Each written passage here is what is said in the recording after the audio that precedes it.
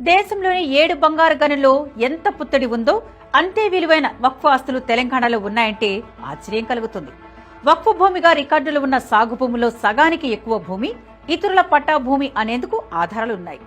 70 ఏళ్ల నుంచి రైతులు సాగు చేస్తున్న 1000 ఎకరాల భూమి ధరణి పుణ్యమా అని వక్ఫ్ భూమిగా మారిపోయింది.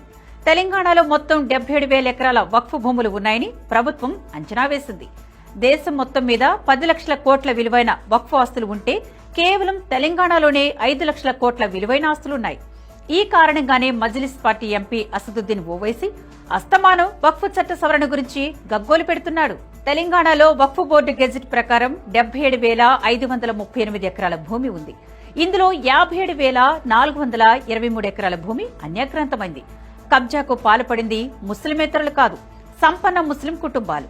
వక్ఫ్ భూములను పట్టా భూములుగా మార్చుకున్న భూ బకాసురులు రైతుల పట్టా భూములను వక్ఫ్ భూములుగా తర్జుమా చేసి భారీ కుట్రకు పాల్పడ్డారు.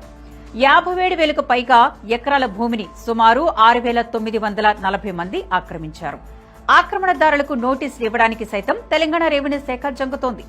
ఒక్క జహీరాబాద్ పరిధిలోనే 2,800 ఎకరాల భూమి రాత్రికి రాత్రే వక్ఫ్ భూమిగా మారిపోయింది. 2001 వక్ఫ్ గెజెట్ ను దీనికి ఆధారంగా చూపుతున్నారు. ఈ 2,800 ఎకరాల భూమిని రైతులు దశాబ్దాలుగా సాగు చేసుకుంటున్నారు.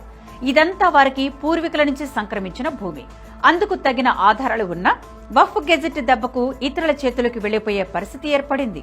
ఏళ్లుగా సాగు చేస్తున్న సొంత భూమి వక్ఫ్ భూమిగా మారిపోవడంతో రైతాంగం దిక్కుతోచని స్థితిలో హైకోర్టును ఆశ్రయించారు.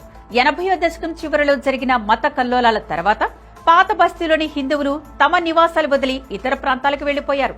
అలాంటి ఆస్తులను కూడా వక్ఫ్ ఆస్తులో ముందు కలిపేసి తర్వాత దశలో వక్ఫ్ ఆస్తులను హక్కుభుక్తం చేస్తున్నారు ముస్లిం వ్యాపారులు.